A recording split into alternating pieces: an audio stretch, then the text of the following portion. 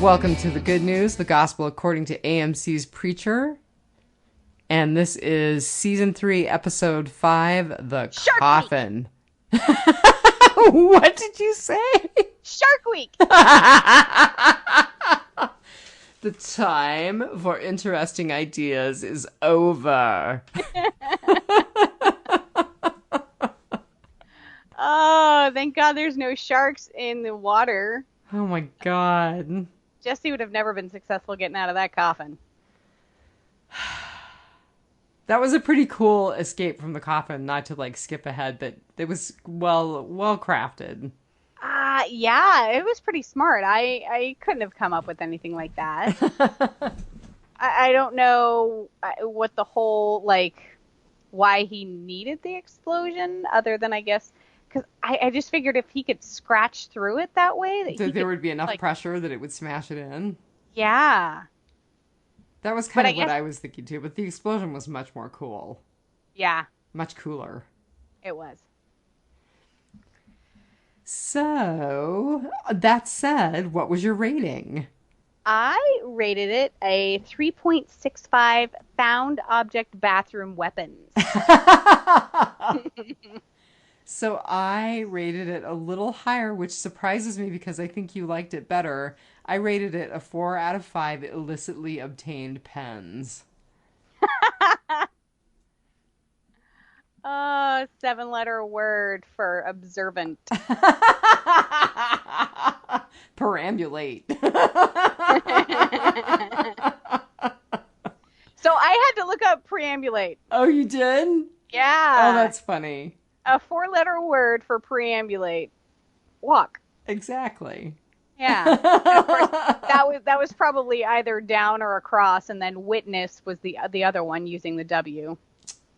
Was it really? Mm-hmm. I didn't pay attention to the whole 7-letter word for an observant person. Oh, witness. Well, there you go. Yep. Yeah, because she held up the pen. It was like 7-letter word for observant person, witness. Aha! I totally missed that.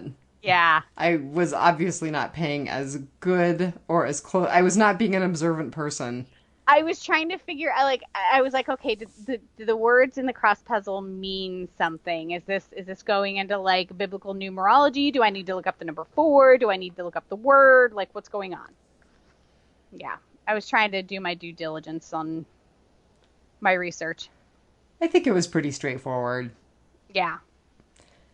So I did not find any new numbers for the tombs. I did look to see if it made any significant gains in Live Plus 3, and if it did, they were not significant enough that they were recorded at TV by the numbers, so I don't have any numbers. But I did want to say that Yellowstone with Kevin Costner came in second for that week in Live Plus 3, and I've been kind of interested in that, more than anything because it's horse porn. So... I mean, anytime you can watch horses and tack, it's all good. I was gonna say you better explain what horse porn is. Yeah, that probably could come out kind of badly, huh? Yeah, considering the show we're talking about. So in my world, that's watching riding, as in how you ride your horse, and that's looking at tack, like halters and saddles, and it just sounds worse when I explain it, doesn't it? I was just going to let you keep going. I'm pretty sure that Phil is using a something that I said on his soundboard about something sounding dirty. I like it sounds like me, and it sounds like something I would say, so I think it's me, but it could be somebody else. Oh, that's awesome. Yeah, and for some reason, I want to say it was talking about like Sarah Huckabee Sanders or something. Like it's just I think it's like it sounds dirty even, or it sounded less dirty in my head or something like that. Yeah. So I was just gonna let you keep talking so Phil could get a soundbite. I'm sure that he's found one already. I had him at horse porn. There's your soundbite, Phil. So I did read an article. I can't find it right now, but it was so Comic-Con is going on right now, or it's just gone on, and our cast of characters, including Seth Rogen and the other guy involved Sam with the show. Callan.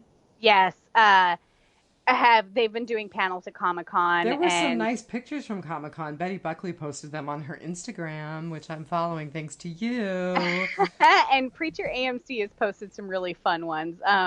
Joseph Gilgun has this like really severe haircut right Oh, now. it's terrible. Yes, it looks like Jim Carrey from Dumb and Dumber. That is a very good description of it. Well, somebody did a side by side and it totally looks like it. And there's this funny tree that Joseph Gilgun is flipping off, and the caption is "The tree stole his haircut." It's super fun. Like the Preacher AMC Instagram it's full of such funny, fun pictures of everything. I don't follow AMC's stuff anymore since they spoiled Daryl and Beth's death on Facebook. I will not follow anything that's official AMC.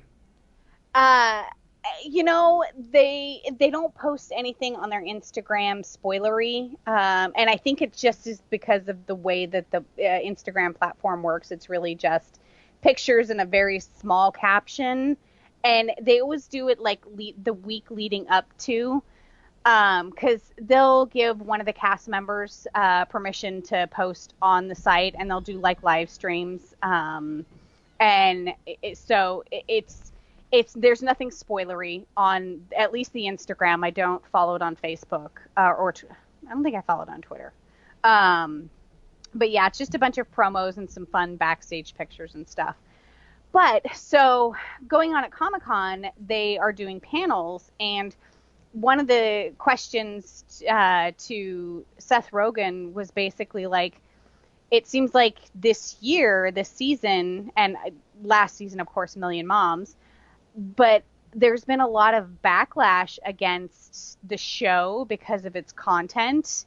And Seth Rogen was basically like, if you don't like it, don't watch it, And the article talked about how, like, basically it's one of AMC's hit shows. It's not like its hit show, but it still gets good ratings for AMC and for its time slot and, for what it is. So I kind of think there might be a season 4. They're really kicking around some ideas. They're talking about the end of season 3 and that we're going to leave off our merry band of fellows in a worse situation they left off in season 2. And if you remember, Tulip was dead at the end of season 2. So I really think there's a season 4 coming. I hope so. I mean, I kind of got that feeling from the little bit of Comic-Con stuff that I saw as well. Yeah, I think the ratings, even though we haven't been able to find much, I really think that AMC's like, it's chugging along. It's okay. It's got to be doing better than Into the Badlands. Into the what? Into the Badlands. I know you don't have cable, but it's got to be doing better. I get it now. Sorry, I was a little slow on the uptake. I watched like the first 3 episodes and I was like, this is just a little too much for me to get into, So yeah, I think it's chugging along nicely. It's got its fan base. It's pretty solid. I guess there was about 7,000 people that attended the panel at Comic-Con. Oh, cool. Yeah, because they did a screening of this episode, the Coffin. Very cool. Yeah, and so yeah. I think we're doing okay. Yay! Yeah. Because I get bummed out every time I look at the number or look for the numbers and I think, I just don't want to talk about them anymore because it's just depressing. Yeah. Yeah. Considering what's beating it. Right. It was number 1 for the week in Live Plus 3? What? Hannity.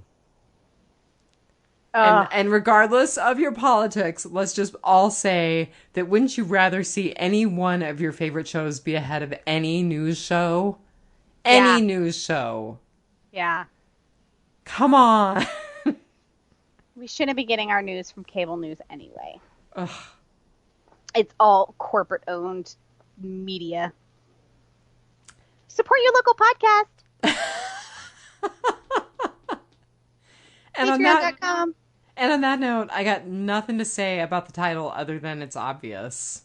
Yeah. I mean, were there any other coffins, or were there any? I guess maybe the whole vampire thing could have been a reference to coffins. Well, and we did see Tulip and Grandma die. Yeah. But yeah, I think it was definitely, and that was one of the The other things. whole episode was a coffin. That was one of the other things on the Comic-Con panel was they talked about how we're going to see more of this whole thing about how Madame Langell tortures the residents of Angelville with this form of punishment of this submerged coffin. And they said that why can't I think of the guy who plays Jesse? Dominic Cooper. Dominic Cooper, thank you. AKA Mr. Mamma Mia. Which just completely cracks me up. I gotta say it now. I gotta confess, I had totally not realized that he was in the first Mamma Mia, and he looks like such a baby. He does. He's kind of not the best singer in the world. That's surprising. I love Dominic Cooper, and he's kind of not the best singer in the world, although Pierce Brosnan is a worse singer. I could see that. Oh my god, it's terrible. So, terrible. I guess Cher didn't have very good things to say about Dominic Cooper. Well, I have one word for Cher, and it starts with an F, and we're not allowed to say it on the podcast, so... So forget it. She didn't like him, or she didn't think he was a good singer? I guess Amanda Seyfried, or however you say her name, the girl in Mamma Mia, she and Dominic Cooper used to date. And Cher's comment to Amanda was, "You dodged a bullet there." He kind of has a thing for dating his co-stars. He does. He does. Yeah. So anyway, on the panel they were talking about how I just gotta interrupt you. Hold that thought. On the panel they were talking about how Dominic. I just want to say Cher was married to Sonny. That's all I'm gonna say. Cher was married to Sonny. Okay. Okay. So on the panel they were talking about Dominic Cooper actually spent all of the time in the submerged coffins. They said even the exterior shots, he was actually in there. That must have been fun. Yeah, like no, they were like, he didn't have to be. We didn't need him in there for the exterior shots or the any of that, and he was actually submerged. So when you see him inside the coffin and he's going crazy, he really is underwater in a coffin. So I don't know if it was part of his method. I was just going to say, can you say method actor? Yeah. So whenever you see that coffin or him inside of a coffin, he is actually submerged in the water in a coffin for the filming. So bravo. Like I said, Cher can just suck it. It is so funny to hear Dominic Cooper and Ruth Negga talk. Because, we see the Walking Dead characters being interviewed all the time for Talking Dead and for other things and on panels. But it's very rare that I see a lot of things out of Preacher and the cast. So they have such posh accents. It's so adorable, but yet so surreal to see them, in person. Well, and not Ruth Negga is Ethiopian, but she grew up in Britain. So... Yeah. Yes, they're so even the tone and inflection in her voice changes. I mean, she's got a very twangy accent, and she talks, she speaks loudly, but when she's, herself, when she's Ruth, she's very quiet and she's got this posh accent, and it's British, and I can't really even do it, but it's completely different. It's not meant for radio. I mean, she could play an entire cast of characters herself with just the tone and inflection and the change in dialect, and it's very surreal to watch them on a panel. Very cool. Yeah. So you can actually check it out on AMC's YouTube. You can watch the panels and a lot of... 3, 2, 1, and we're back! So, like TC, we had a little bit of a moment of flaccidity. We waited 15 minutes, and now we're going to try again. And it'll fix all of our problems. Yep. Yep. So you would think that we were like in a third world country, but apparently when it rains in rural Alaska, the power goes out. So it's raining in Anchorage? Well, it's not. We're not in Anchorage. No, you're not in Anchorage. You're not in Anchorage proper. You're in a suburb of Anchorage. We're not even a suburb of Anchorage. We are remotely away from Anchorage, and it's raining. You are on the rural outskirts of the suburban Anchorage sprawl. Not even. Keep trying. Don't keep trying. Further. Don't keep trying. Keep going a little further. Bottom line is, you were talking about Comic-Con and the power went out, so you're going to take us back to Comic-Con. So just one last thing about the Comic-Con panel that I wanted to point out. Joseph Gilgun did a really powerful segment on the on one of the panels, and there's no video of it, but you can find the audio at bleedingcool.com. And he talks about his struggle with bipolar, and he's actually also ADHD.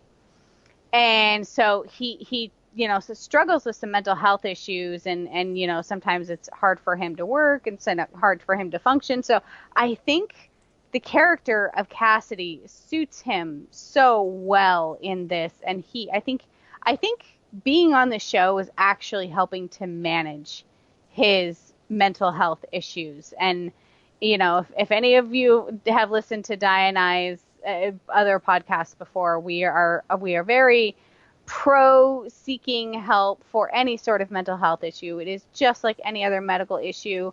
It generally does not go away with on your own or self-medication. You need to seek treatment and keep up on it, and don't be ashamed of what you have, because it's nothing you can control. And I'm really, really proud of someone, kind of a macho kind of guy like Joseph Gilgun, coming out and admitting these things and talking about, he's had a hard time with it. So I just wanted to give a big shout out to Cassidy, Joseph Gilgun, on that and talking about that and being very open. So, as if I could not love that actor more. Right? Wow. Right? So bleedingcool.com. Yes, bleedingcool.com has a Preacher SDCC panel. Joseph Gilgun delivers powerful message on mental health. If you think about it, would you please post that to our Facebook page? Yes, definitely. Definitely. I am all about reaching out to those who would like help if offered. So, yeah. Very cool. So, that was my last thing on the panels, I think, for now. Well, I don't have much on the title. Like I kind of joked, it was just one big coffin. Mm-hmm. The writer is a writer we've seen before. Her name is Mary Laws, and she has a total of 16 credits, 12 of them as executive story editor and 4 as a writer for Preacher. And then she's only got one other credit, which was a screenplay called The Neon Demon, which I think we've talked about before. Yeah, I still need to see that. And then our director was really interesting. So she's this gorgeous black woman. She has creds going all the way back to 1990. Her first credit on IMDb is a short film with Salt and Pepper. So I'm assuming that she directed one of their videos. Oh, that's amazing.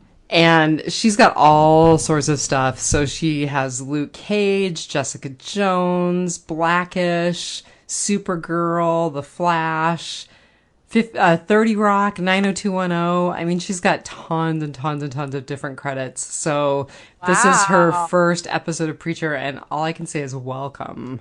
Yes, yes. We always love new blood around here, and she has got some chops. She really does. She has tons and tons and tons of credits, and I'm sure there's stuff that I just didn't recognize because it's just, they weren't in my genre, they weren't in my wheelhouse, but I'm sure that other people, if they went and looked at her IMDb page, they would see tons of stuff about her. Well, and I love that we're saying her. Right? Yeah. This episode was written by a woman, it was directed by a woman, and let's just be honest. It's all about the women. It is. Tulip Time's up. and Ms. Marie and Madame Boyd. yeah, who was not in the episode, but she is our featured cast member because she made the shite list for Jesse and Tulip. So, yeah, the actress's name is Prima Cruz, and she is a dicey one to nail down. I could not find anything other than a tiny bit on IMDb. I mean, I actually went to YouTube and looked for some YouTube stuff. Mm-hmm. Didn't find anything. The first, 20 entries in Google were really not much. No, they want to take you to, I think, like an Indian actress, like an actress from India.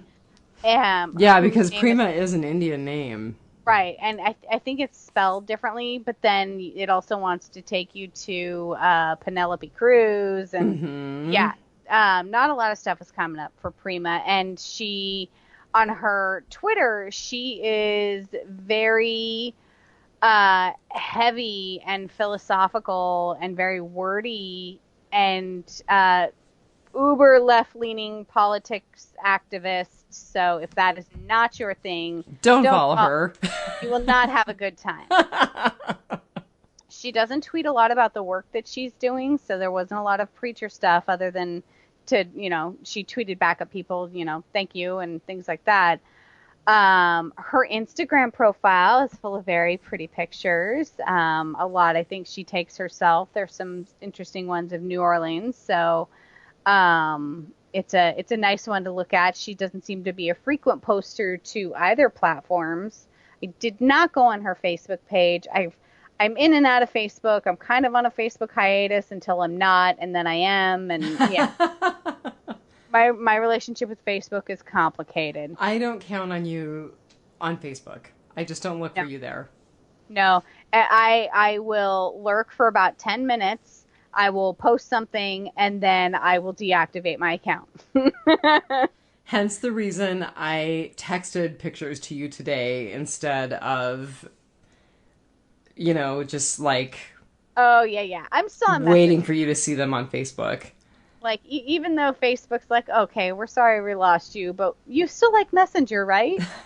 I still use Messenger. Yeah, I still use Messenger, but yeah, I'm unreliable right now on Facebook, just, life stuff. So I creep for about 10 minutes a week and post what I need to post on the various things, and then I'm vanished like a ghost.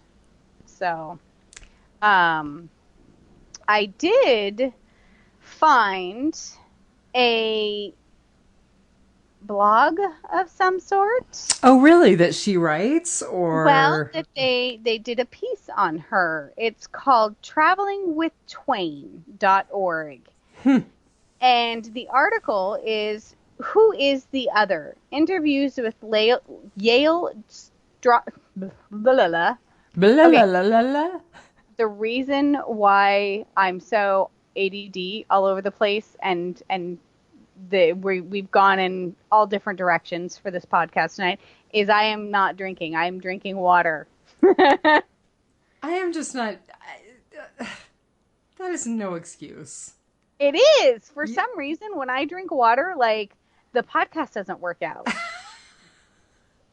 I am not going to be your excuse for your vodka bill.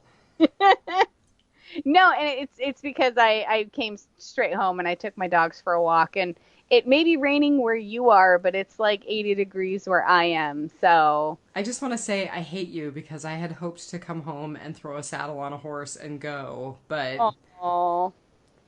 Yeah, I brought the good weather back from Washington, and I will be in Anchorage Thursday, Friday, and it looks like it's supposed to rain while I'm gone, rain in Juneau while I'm gone, so maybe I'll bring the weather up there for as long as I'm there. Bring it and send it my way, man. Yeah. Which, I mean, I could totally use because I legitimately got a like Cassidy style sun rash. That's right. We talked I about that. I don't know if we talked about it on the podcast that got aired because we had issues last time, but like I seriously got a rash from the sun. It was not a sunburn, it was a rash from the sun.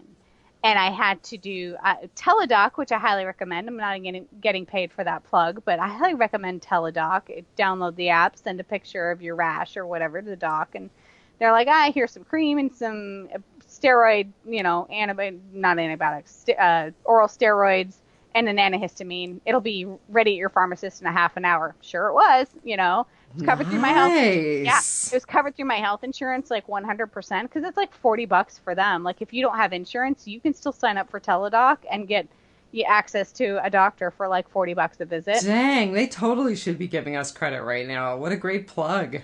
Yeah. I mean, like, I've had multiple other people that I've talked to that have used it who have been very happy. And I mean, and it's not for everything. They can't diagnose everything over the phone, but I mean, it's like, yeah, I went swimming in the lake and it was hot and I came home and I went to bed and now my ear hurts. Oh, you have swimmer's ear, dude. Here, and of course they tell you, if symptoms persist with the medications, please follow up with your regular care provider. But I mean, for simple stuff, like it was a very obvious sun rash, it wasn't a sunburn. I was like, had little pustule blisters, I totally know that feeling. I seriously am Cassidy. Like 5 minutes in the sun and I'm about to be in flames. So yeah, I don't know where I was going with that. I don't know either. Yeah. You were talking about weather, Anchorage. And it was the lack of alcohol. That's why we're all over the place. But yeah, so I will be up there. I still don't know where I'm going with that. But anyway, so perusing around the internet. So travelingwithtwain.com. Yes, travelingwithtwain.com. Their piece is entitled, "Who is the Other? Interviews at Yale School of Drama." And they are going around talking to women in the Yale School of Drama about what makes them feel like the other, whatever the other is. Is it because you're black? Is it because you're Latina? Is it because you're a woman? Is it because, you're a gay woman? Or, what makes you feel like the outsider? And they happened to catch an interview with one Prima Cruz, who was attending school at the time. And her mother is African American and her father is Dominican. And she was raised in Sacramento by her mom, but she reconnected with her dad in New York, and they did take a trip to the Dominican Republic together. And it was a very emotional time for her because being the product of a black mother and a Dominican father, in the Dominican Republic, she was seen as a dark-skinned Dominican, and she had to ride at like the back of the buses and everything. And it was just, and her father was like up in the cab, and she, it's kind of like, I feel like I should be with my father. She's like, she's one of those, I was like, I wasn't raised to see race. I've primarily dated white guys. I haven't really dated any African American or Dominican guys or anything like that. She's like, for me, it was just dating guys. It wasn't like, oh, I'm going to go date that black guy or I'm going to go date that Dominican. It was just, I was dating guys. They were asking me out and I was dating them. And so the thing that makes her feel like the other is her mixed race heritage. And she says that, when she, gets older and starts having kids and everything, she very, very much wants her kids to know her family heritage and where they came from and how that's important to who you are as a person. And so she's I think that's probably one of the reasons why her Twitter is has such heavy content, is she's still very discovering who she is. And, she doesn't have a lot of acting credits that we found. She did a short movie, which kind of looked like a high school AV club shot it. It's about 16 minutes. You can actually watch the full thing on IMDb, which I did. Because you take your podcasting very seriously. I did well, there wasn't a lot to go on with her, so I was like, yeah, I'll watch this. And the gist of it is, she's kind of the forbidden love interest of the school jerks who are kind of rivals, and the guy who likes her fantasizes, his way through detention about, his every different interaction with different groups is a different fantasy taking place in a different time and place and everything. So it was very cute. It was very well done for what it was. She had very little speaking parts. That was way back in 2008. And then she's not in anything until 2015. And she was in a TV series called Sugar for 2 episodes. So after that, 2 episodes of Madam Secretary, an episode of Billions. She got a lot of press for Mozart in the Jungle, which I think was an Amazon original series. It is. Yeah, she was in 1 episode of that. Yeah, I was kind of surprised. I saw that she's gotten a lot of press for it, and then when I looked on IMDb, there was 1 episode in her credits, and I thought, that's a lot of attention for 1 episode. Yeah. And 1 episode of The Good Fight, which is a really, really good show. I don't remember her in it. 1 episode of Time After Time. She was Fran Hooks in the short New Haven. And then she was in the pilot episode of a TV show called Instinct. So Preacher seems to be her big breakout role. I mean, she's already credited in like 5 episodes, and I kind of think she's sticking around. I don't know. Do you think that she and Jesse and Tulip are going to have a come to Jesus and they're going to get rid of her? Right now, of course, they're pretty PO'd at Sabine, Madame Boyd, for the obvious double cross that I was right about. Mm-hmm.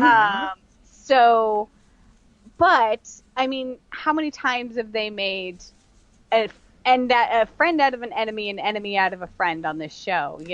Good point. And they do need someone with some metaphysical chops if they're going to go up against Grandma. Well, and not just go up against Grandma, but they've got some other forces coming for them now too. Satan has set the Saint of Killers on a path, and yeah, but he's looking for Hitler and Eugene. But he's doing that so that he can get to Preacher. True, very true. And there was a teaser on the Comic-Con panel, and it was a teaser trailer for the rest of season 3, and everyone should go watch it because I was right again. Well, Grandma does have a direct line to the devil. Oh, how funny. Yeah. Yeah. Now you probably should have given us a spoiler warning, man. It's out there. It's out there. But in fact, I think there's actually even a couple of pictures of Satan at Angelville staring across the table at Grandma going, I was surprised to get your call. So this season looks like it is gearing up for some all-out wackiness, and I'm so thrilled. Excellent. Yeah. Well, I got nothing else to add about Madame Boyd or Prima Cruz. Yeah, there really wasn't anything on Prima. Like I said, she's got some beautiful snaps on her Instagram. Not much there. Instagram really isn't a huge platform for politics, so you might be a little safe, but she's got some pretty pictures of New Orleans and New York and things like that. But if you do not subscribe to her politics, I would not bother following her on Twitter. She doesn't post much about her acting or the show she's in or anything, so it's pretty political. So unless you agree, don't troll. That's a fair thing. Don't troll. Yeah, just don't troll. Just do what Seth Rogen says. If you don't like it, just don't watch. Yeah. Yeah. So Yeah, that's what I got. Well, so should we launch into our, I want to say good, bad, and ugly, but actually our gospel, Job, and Revelation? Yep. So my gospel was actually really just the preview of the Children of Blood. I think they're going to be so funny. And I Yes. think it's obviously such a huge Lestat takeoff. Um, they're going to be just really humorous to watch, I think. Yes. And it's It so is. obvious what they want Cass for. What? What do you think? They want him so that he'll turn them into real vampires. Oh, but they have a real vampire. Do you think? Do you think that guy's a Yes. real vampire? Yes. So, and I had this theory before I watched some Comic-Con teaser stuff. I had this theory before is Bird Girl 666, which was the girl he met up Right. with. Um, all of these people in the black cloaks in the room and that lured Cassidy there because he is a real vampire, um, are a vampire worshipping cult, and they actually do have a vampire to worship, and it's this reading ahead a little, it's this 300 and some odd year old, I can't remember his name, Eccleston. So did they save Cassidy just because he was a vampire, or do they have ulterior motives? I just uh assumed they had ulterior motives. I was gonna say it's a little, I think it's a little bit of both. So I think they saved him because he's a vampire, but they also have plans for him. And or I think that the main vampire is kind of lonely for someone of his own kind, you know. 300 years. I'm sure, you know, you want to talk to somebody who can kind of relate. Somebody that he didn't create. Right. Because we're assuming that he's created at least a handful of vampires along the way, but who knows? I mean, obviously, Bird Girl isn't really one. No. No. Hmm. Uh, Well, I kind of missed that in the preview. I didn't pick up that that guy is actually a vampire, so I was assuming that they wanted Cassidy for to turn his them all. blood. Yeah, and see, I was thoroughly confused because, like, okay, so there's this chick and she's a vampire and they're gonna go make out in the bathroom and whatever, and then she's a poser. Right. And I'm like, oh, she's just a fang banger. She's just a groupie. I kind of guessed she was going to be a poser, but Yeah. To use True Blood's words, a fang banger. Mhm. And then, you know, she rushes out and everything, but then of course they come back and save him later. And I'm like, oh, maybe she really is a vampire. And like, that was just a ploy to like, is he really a vampire or is he a poser? Like, it was a test. And then she clips her little clip in, fangs in again. I'm like, nope, she's still human. Mhm. I think that's there. She's bait, you know, and maybe there's a few real vampires in that vampire cult, but maybe not. And I just, you know, I would tell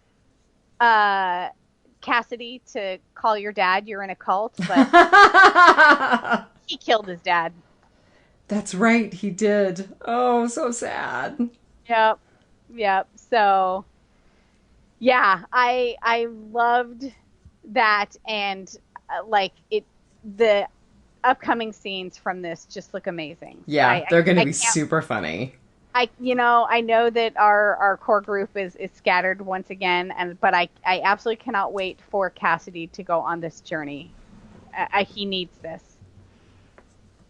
He needs to be worshipped. I agree. Well, it kind of looks like this other vampire is going to kind of show him a funner way of being a vampire. So, I mean, you get your own cult. It's sort of built in. There is people out there that will worship you because you have fangs. That's true. Yeah. Yep. So, my word was that you and I were right. About.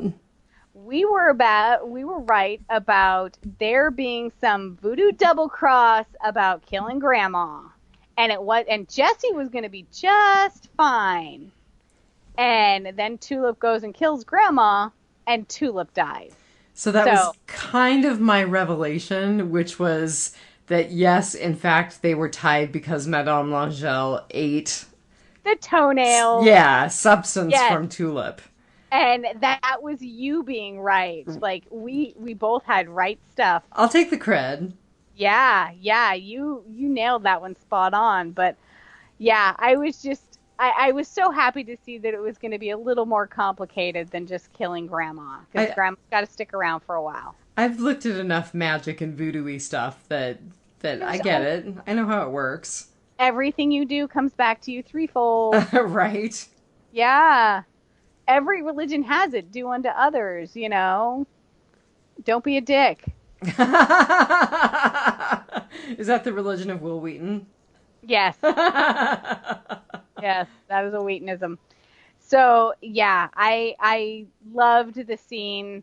And Betty Buckley actually just posted a really good picture on Instagram of her stunt double. I saw that. It was great. Yeah. Like, I had to get to the point where it said her fantastic stunt double, and then I scrolled back up and I was like, oh my gosh, that's not Betty Buckley.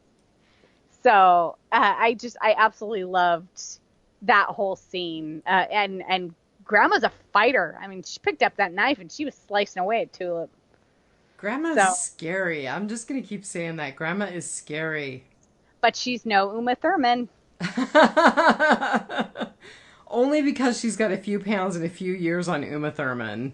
Well, and so do you have that whole I watch shows as a medical professional, and that one thing that they do all the time just makes me mad because that's not real? So that was totally the scene in Pulp Fiction that killed me. I turned to my friend who thought that Pulp Fiction was one of the best movies he'd ever seen. He dragged me to the theater to see it. It's not my favorite movie. And I said, she'll be dead of sepsis in a week. Yep. So they stab Grandma in the heart with the needle, which you don't need to do, right? Correct.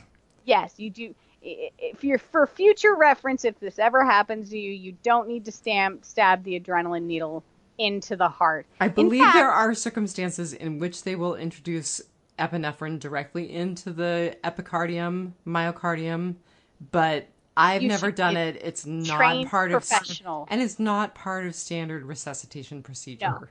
No. And what you in fact do is you can tear a hole in the heart, and that person dies of sepsis or has a failing heart, which at this point Grandma does.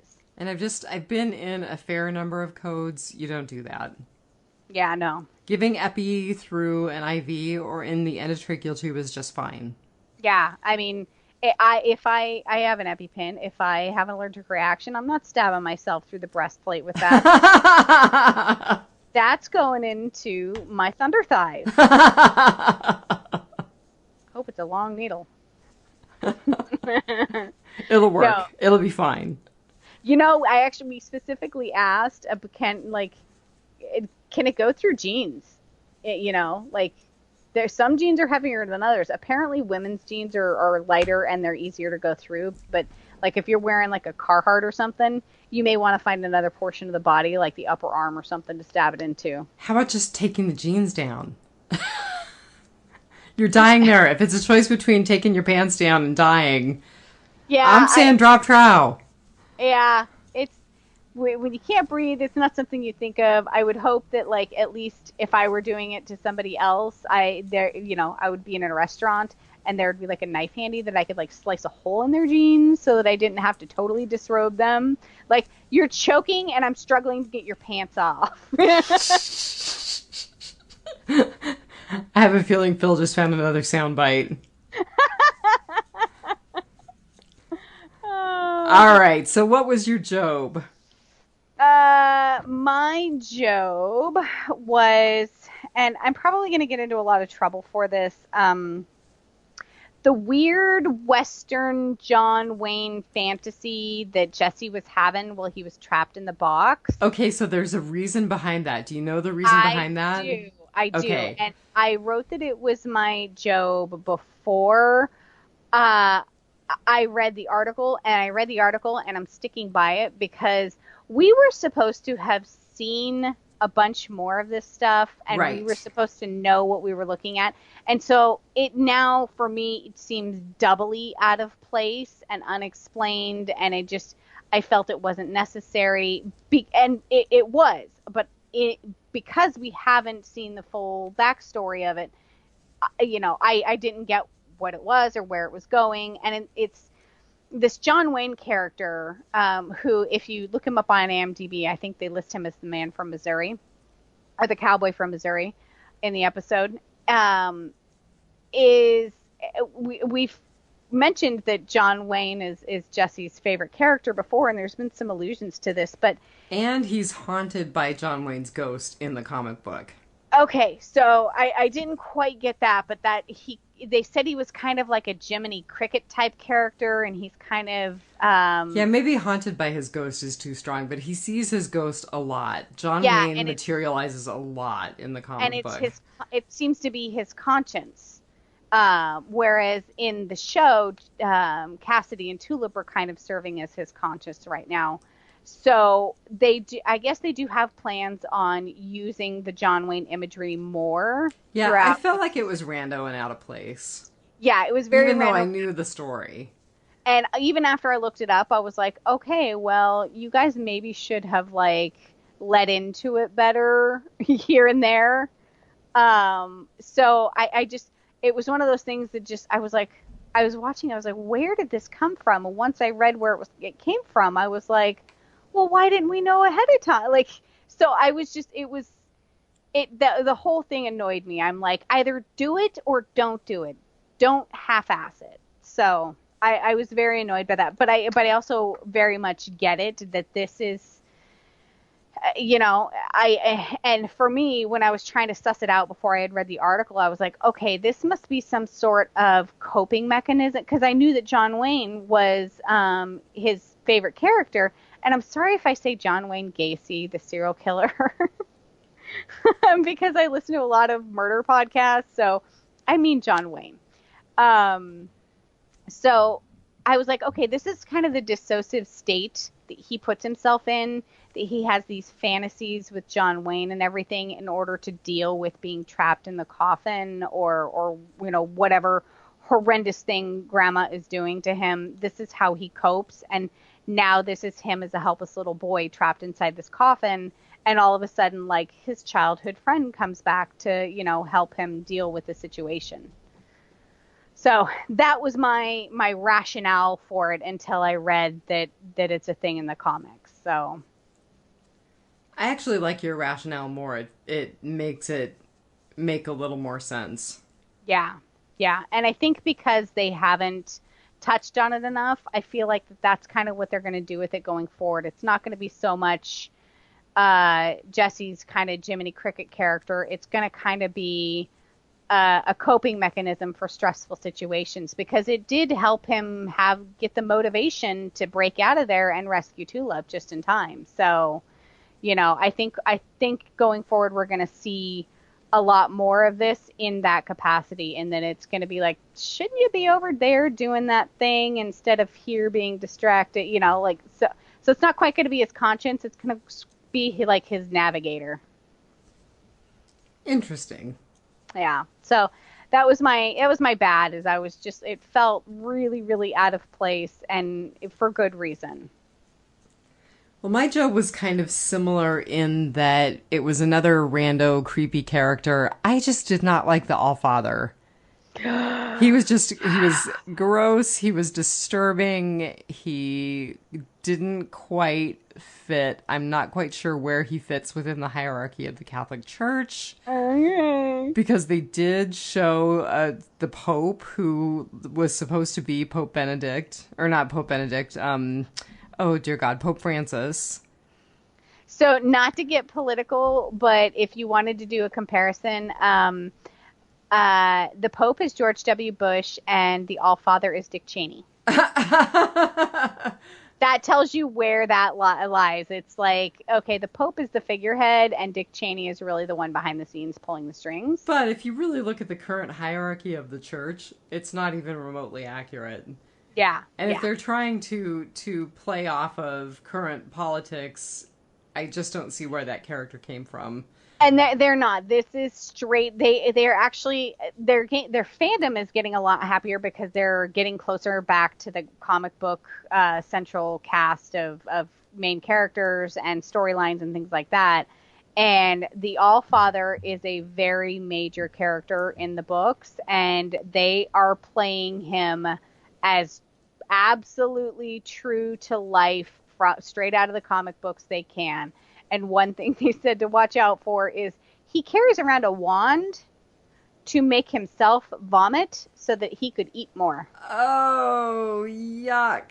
Yeah, and there is a scene coming up with a horse, and it has nothing to do with horse porn or riding a horse, but Good to know. You know the saying, I'm so hungry I could eat a horse? Yeah. Yeah. So just like in The Walking Dead, horses don't fare well in Preacher. Nope. They don't get let go in New Orleans city streets like Little Banjo.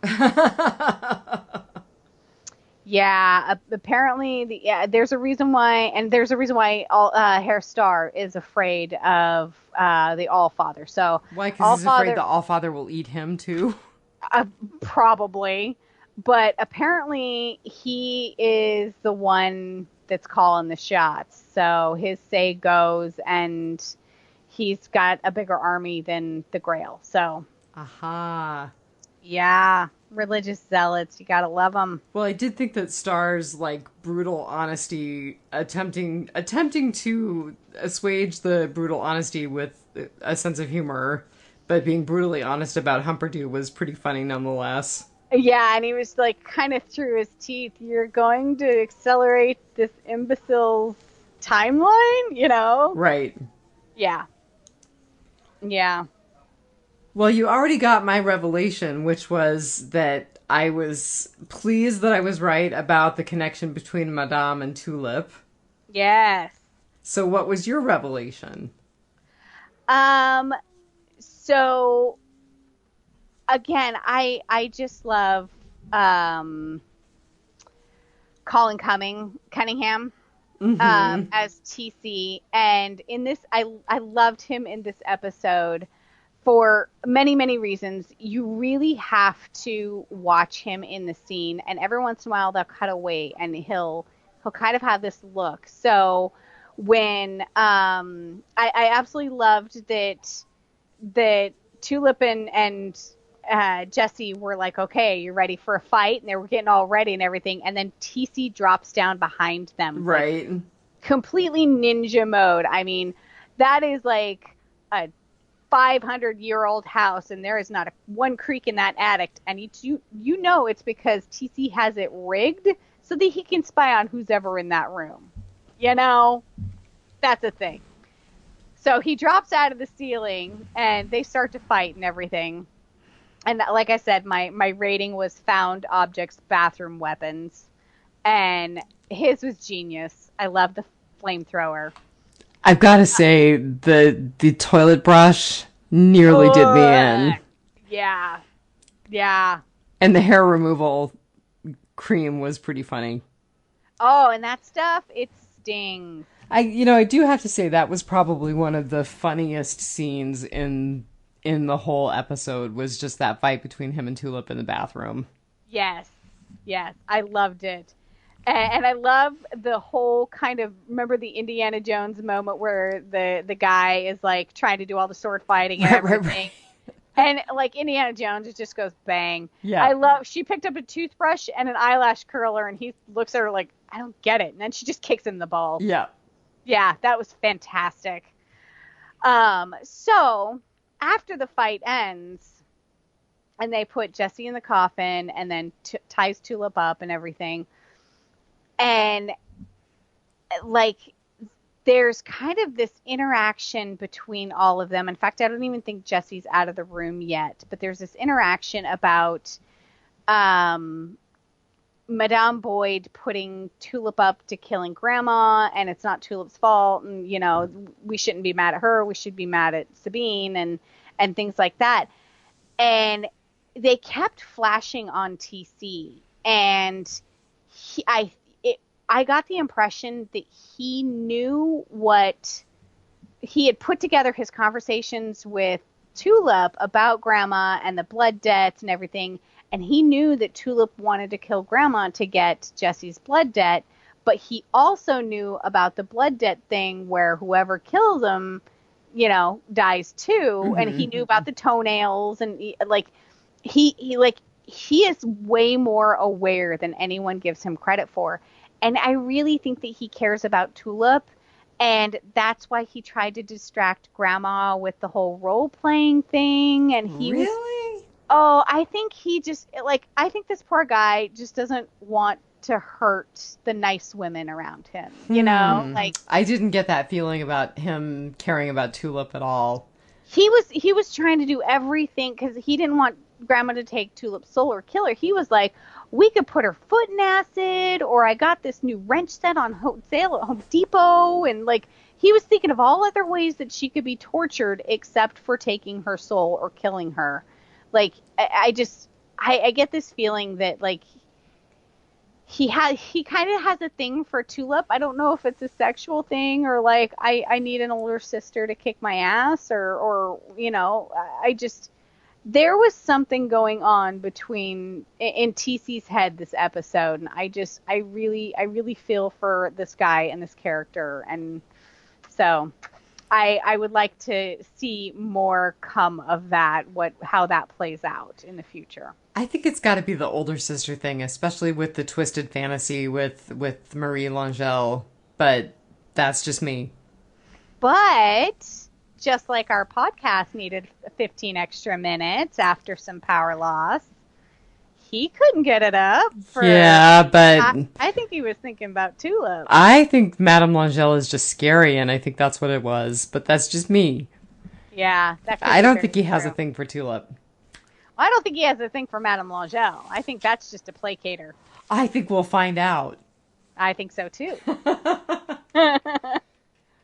Well, what else you got? We're pushing it close to an hour, and I didn't have tons from the rest of the episode. I did write down that I thought that the Humperdew and Hoover show was pretty funny.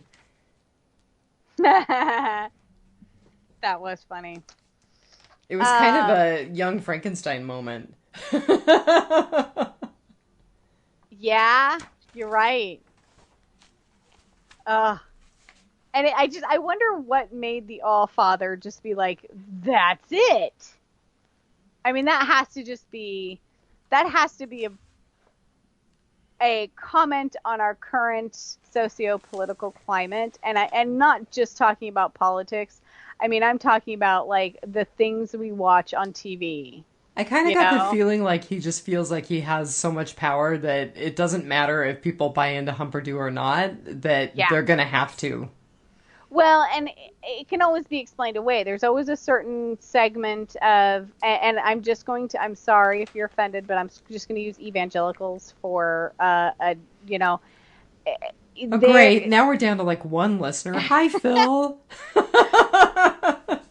if it has to do with their religion and they're into it, there are certain things that they are willing to overlook. And you could just say that, this is a deity and he's not used to dealing with humans on earth, and it is very, very different in heaven, and he's kind of out of sorts, so you just need to give him a pass on the whole sucking the ring off of the queen's finger.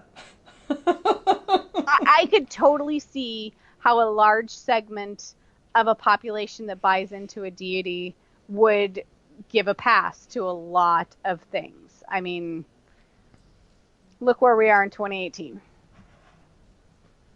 Excuse me. I think that's fair. Yeah. But I also think that you're right. The Allfather has enough power that it's not going to matter one way or the other. Yeah. And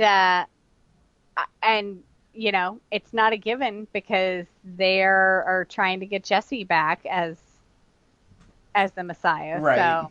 So we'll see how that plays out. There's got to be some sort of backhanded deal of. Have you seen the previews for the next episode? I just watched the little bit where I saw the Children of Blood and got a kind of a giggle out of that. So looks like the way that they're going to get back at Sabine for telling Tulip to kill Grandma is apparently Sabine owns a bank that doesn't have any money in it. It's a bank of souls. Oh. Do you think Grandma, that's where they're going to get the soul for Grandma? Grandma needs souls to Sure. live, and Grandma's owed a lot of souls for the blood debt, so the Grail can help, bank robber, and Tulip and Tulip and Jesse can get the Grail's help to rob all these souls to get Grandma back on her feet, so that Tulip stays alive too, and then the Grail's going to give Jesse back the portion of his soul, and he's going to be the competing Messiah, and Allfather's going to be really mad, and it's just going to all pile on top. And this is completely out of my arse, so... Well, you've been right before, so I'm willing to give you props and say there's a very good chance this could all come true. And then somewhere in the mix, you have got Hitler working at Subway. Which we still haven't seen. Yeah, Hitler's going to be working at Subway, and the Saint of all killers is going to be Eugene's new foster dad. Right, we caught that. Yeah, so, I mean, it is just going to be a bananas from here on out. Good. Yeah, so... Like I said, it's getting closer to the comic book lines. It's gaining some fandom, and I'm about 73% confident that we get a season 4. I'm reasonably confident there's going to be a season 4. I think that they pushed it enough at Comic-Con that there's a fair chance of a season 4. Yeah. Oh, so somewhere on the interwebs, somebody posted a great side-by-side of Betty Buckley out of her wig and Madame Langel's character in the comic book. Oh, I bet she looks amazing. So bloody spot on. I really need to read further into the series. I'll have to send you a screen cap. I was just like, good casting. She's really pretty amazing. She is. And I really do hope that they feed her a whole bunch of Madame Boyd's souls, and she just comes back with fiery vengeance. Because I would like to see Betty Buckley play a strong Madame Langelle, not this rickety old sorceress in a motorized wheelchair.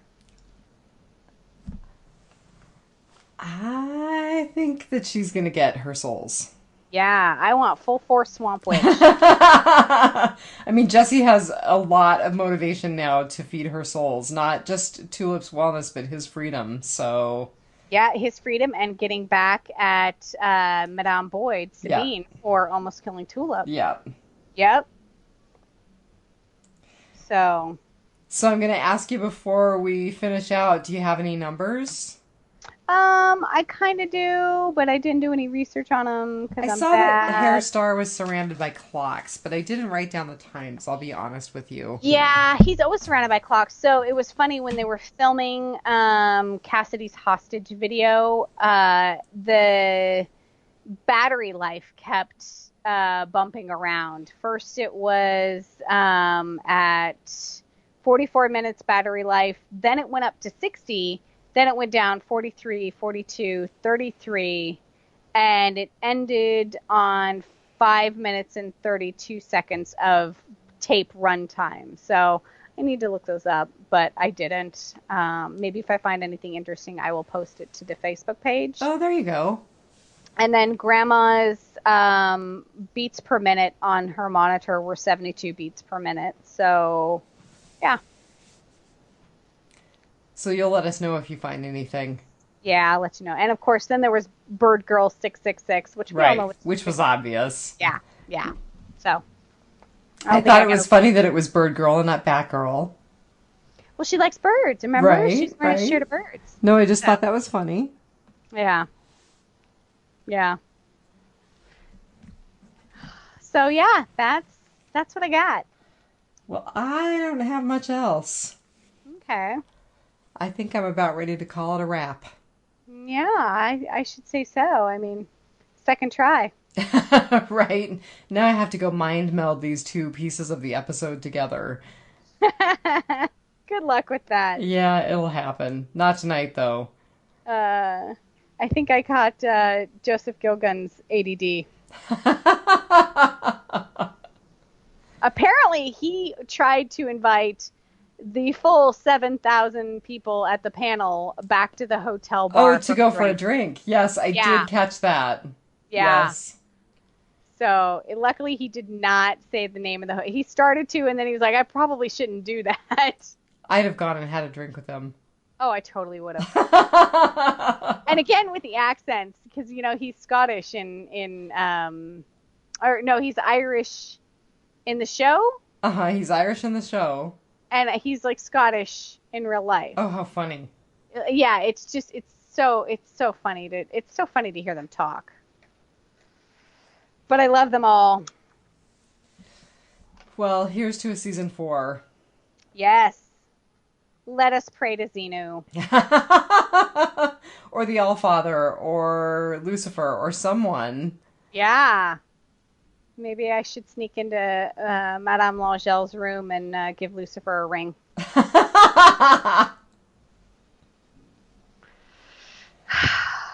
All right. All right. To the end Next of the week. world, little sister.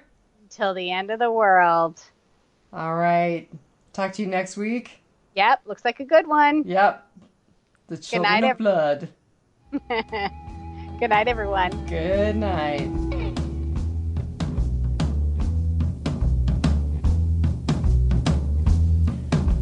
I left his body in the woods, and I took off running south.